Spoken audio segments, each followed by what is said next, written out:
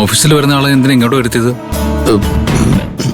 അത് എനിക്ക് വളരെ ക്ലോസ് ആയിട്ടുള്ള ഒരു റെക്കമെൻഡേഷനാ. അതാ ഓഫീസിലേക്ക് വരുത്താതെ ഇങ്ങോട്ട് വരാൻ പറഞ്ഞത്. ഓ ശരി ശരി, ടൈമായി, നിങ്ങൾ ചെല്ല്. എനിക്ക് തന്നെ കൺഗ്രാറ്റ്സ്.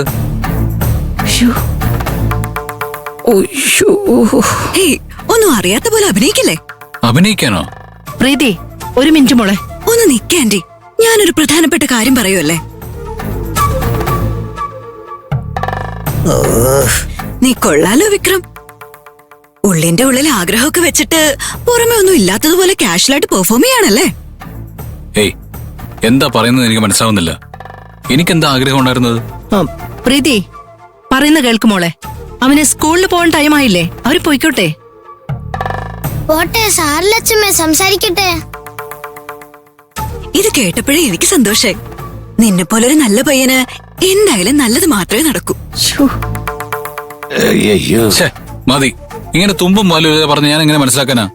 ഒന്ന് തെളിച്ചു പറ. വിക്രം, നീ ചെല്ലും മോനെ. അവളെന്തോ മണ്ടത്തരം പറയാ. എന്താ പറഞ്ഞത്? മണ്ടത്തരോ? സത്യമല്ലേ പറയുന്നത്? അയ്യോ, കുടുങ്ങാൻ പോവാണല്ലോ മാഡം. അതെ, സ്കൂളിൽ പോകാൻ സമയമായി. എന്താ കാര്യം എന്ന് വെച്ചാ പറ. നിനക്ക് ബ്രാൻഡ് ന്യൂ ഒരു പുതു പെണ്ണ് വരാൻ പോകുന്നു.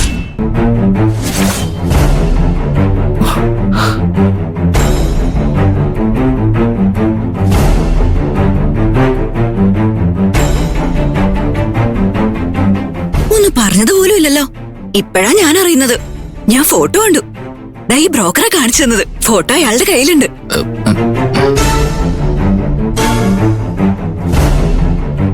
വെറുതെ പറയുമല്ല വിക്രം, നീ കെട്ടാൻ പോകുന്ന കുട്ടി നല്ല സുന്ദരിയാ.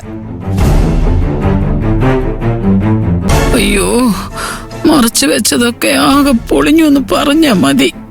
ഉടൻ തന്നെ നിന്റെ കല്യാണം നടക്കും. ഭ്രാന്തിയെ പോലെ സംസാരിക്കരുത്.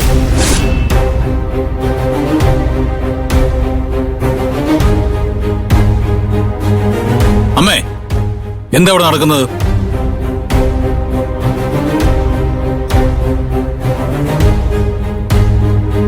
അമ്മയോടാ ഞാൻ ചോദിച്ചത്. അത് പിന്നെ വിക്രം, ഇനിയും അമ്മയ്ക്ക് നിർത്താറായില്ലേ ഇത്? എനിക്ക് വീണ്ടും കല്യാണം വേണമെന്ന് ഞാൻ ആവശ്യപ്പെട്ടോ? വിക്രം, നീ ആ പെണ്ണിനെ കണ്ടാ വേണ്ടെന്ന് ഒരിക്കലും പറയില്ല. അത്രയ്ക്ക് ക്യൂട്ടായിട്ടുണ്ട്. ദേ നോക്ക്, നീ നിന്റെ കാര്യം നോക്കി നടന്നോണം. എന്റെ കാര്യത്തിൽ ഇടപെട്ടാ എന്റെ സ്വഭാവം മാറും.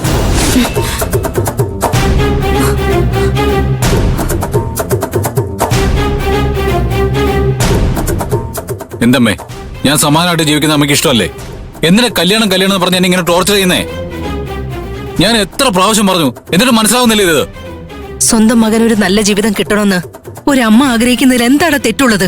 എനിക്കിനി ഒരു കല്യാണം വേണമെന്ന് പറഞ്ഞിട്ട് വീണ്ടും വീണ്ടും അമ്മ അതിനെക്കുറിച്ച് തന്നെ പറയുമ്പോഴാണ് എനിക്ക് ദേഷ്യം വരുന്നത്. ഇങ്ങനെ ഒറ്റത്തടിയായിട്ട് എത്ര കാലം ജീവിക്കും നീ? ഞാൻ മരിക്കുന്നവരെ ഇങ്ങനെ തന്നെയാ.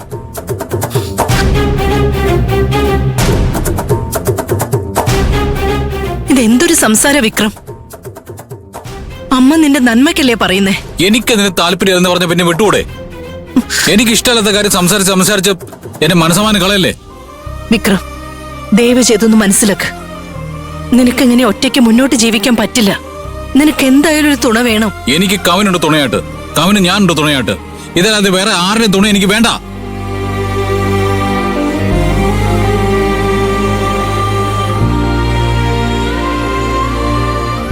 എത്ര ഞാൻ പറഞ്ഞിട്ടും അമ്മ ഇങ്ങനെ മനസ്സിലാക്കാത്തത് എനിക്ക് ഒട്ടും ഇഷ്ടമുള്ള കാര്യമല്ല.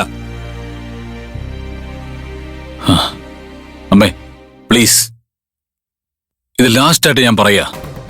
ഇല്ലെങ്കിൽ ഞാൻ എന്തെങ്കിലും കടുകയും ചെയ്യേണ്ടി വരും.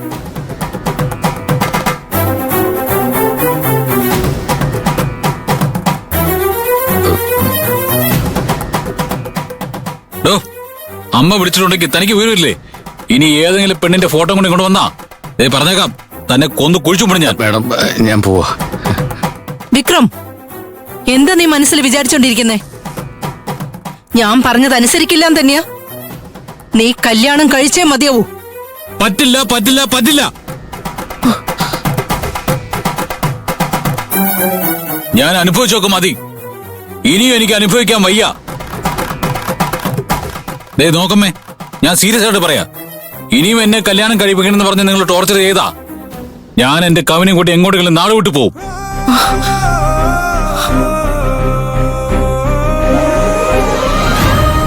വാടാ കവിനെ, പോവാം. ഇങ്ങോട്ട് നോക്ക്. നിനക്ക് ഞാൻ, എനിക്ക് നീ, അത്ര തന്നെ. വാ.